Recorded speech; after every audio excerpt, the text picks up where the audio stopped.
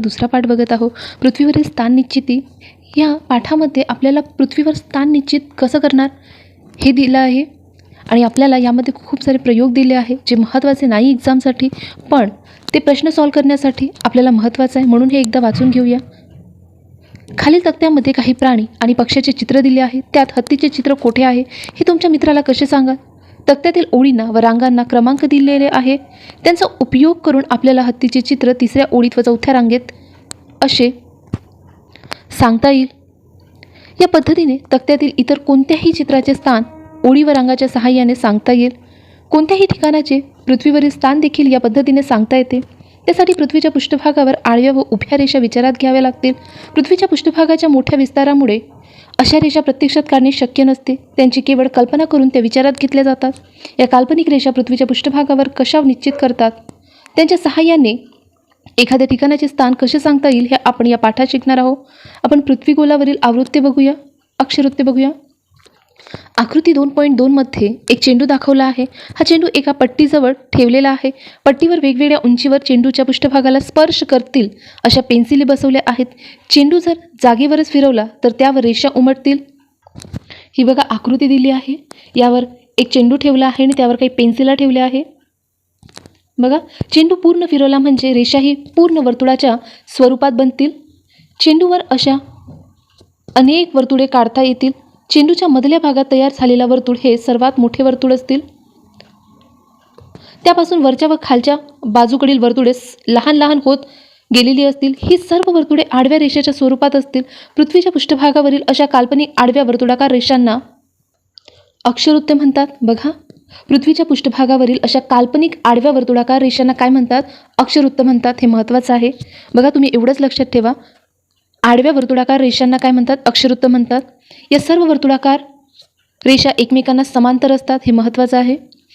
यातील सर्वात मोठ्या अक्षरवृत्ताला विषुववृत्त म्हणतात. बघा, यातील सर्वात मोठ्या अक्षरवृत्ताला विषुववृत्त म्हणतात. हे महत्त्वाचं आहे. तर सर्वात लहान बिंदू स्वरूप अक्षरवृत्ताला ध्रुव म्हणतात. विषुववृत्त हे ध्रुवापासून समान अंतरावर असते.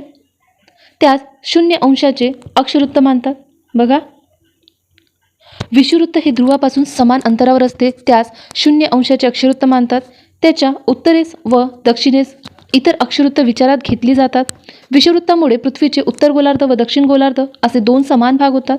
बघा, विषुववृत्तामुळे पृथ्वीचे उत्तर गोलार्ध व दक्षिण गोलार्ध असे 2 समान भाग होतात.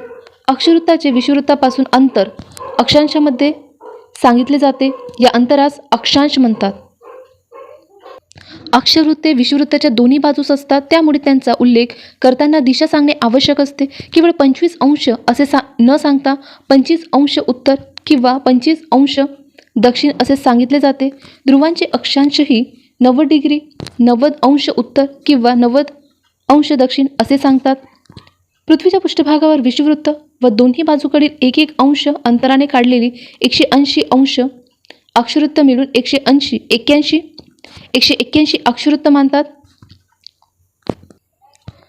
बघा, आपल्याला ह्या पाठामध्ये अक्षरवृत्त, विषुववृत्त एवढंच जाणून घ्यायचं आहे आणि ते किती असतात एवढंच महत्त्वाचं आहे. म्हणून या पाठामध्ये काही शब्द तुम्हाला नाही समजले तर काही काळजी करून घेऊ नका. आपण विषुववृत्त आणि अक्षरवृत्त काय होते हे आपण समजून घेऊया. बघा, आपण वाचून घेऊया. पृथ्वीगोलावरील रेखावृत्ते. अक्षरवृत्ताच्या आडव्या रेषेच्या जोडीला उभ्या रेषा मांडणे आवश्यक असते. त्याशिवाय एखाद्या ठिकाणाचे नेमके स्थान सांगता येणार नाही. आकृती 2.4 मध्ये उत्तर ध्रुव बिंदूसारखा दिसतो. हे बघा, ह्या आकृतीमध्ये इथे दिला आहे उत्तर ध्रुव. दक्षिण ध्रुव देखील असाच एक बिंदू असेल. उभ्या रेषा काढण्यासाठी एक बिंदूचा उपयोग केला जातो. आकृती 2.3 प्रमाणे दोन्ही ध्रुवाजवळील बारीक खिळे बसवून एखादी दोरी या दोन्ही खिड्यांना नीट ताणून बांधा. ती दोरी एका उभ्या रेषेच्या स्वरूपात दिसेल. अशा अनेक दोऱ्या बांधून आपल्याला अनेक उभ्या रेषा काढता येतील. या उभ्या रेषा दोन्ही ध्रुवांना जोडतात. या रेषा अर्धवर्तुळाकार असतात. बघा, हे महत्त्वाचं आहे. बघा, पृथ्वीवरील या अर्धवर्तुळाकार रेषांना रेखावृत्त असे म्हणतात. या रेखावृत्तातील लांबी, या सर्व रेखावृत्ताची लांबी सारखी असते. बघा, हे महत्त्वाचं आहे. सर्व रेखावृत्ताची लांबी कशी असते? सारखी असते. 2 रेखावृत्तातील अंतर दोन्ही ध्रुवापासून विषुववृत्ताकडे वाढत जाते. बघा, 2 रेखावृत्तातील अंतर दोन्ही ध्रुवापासून विषुववृत्ताकडे वाढत जाते. विषुववृत्तावर ते जास्तीत जास्त असते. 2 समोरासमोरची रेखावृत्त मिळून एक पूर्ण वर्तुळ बनते. सर्व रेखावृत्ते सारख्याच लांबीची असल्याने त्यातील कोणतेही एक रेखावृत्त 0° रेखावृत्त मानता येते.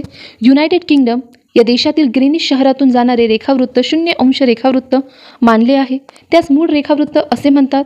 मूळ रेखावृत्त व 180° रेखावृत्त एकमेकाच्या समोर आहेत. ही दोन्ही रेखावृत्त मिळून एक वर्तुळ पूर्ण होते. बघा, हे आकृतीमध्ये काय दिलं आहे? अक्षवृत्त आणि रेखावृत्त. पृथ्वीगोलावर जेव्हा आपण आडव्या रेषा ओढतो त्याला अक्षवृत्त म्हणतात आणि उभ्या रेषा ओढतो त्याला काय म्हणतात? रेखावृत्त म्हणतात. आणि ते दोनही मिळून काय बनतात? वृत्तजाळी. हे वृत्तजाळी महत्त्वाचं नाही, आपल्याला अक्षवृत्त आणि विषुववृत्तच माहिती करून घ्यायचं आहे.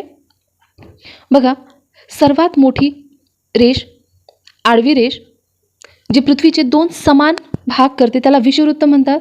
एवढं लक्षात ठेवा. विषुववृत्त आणि रेखावृत्त एवढंच माहिती पाहिजे आपल्याला. समोर बघूया.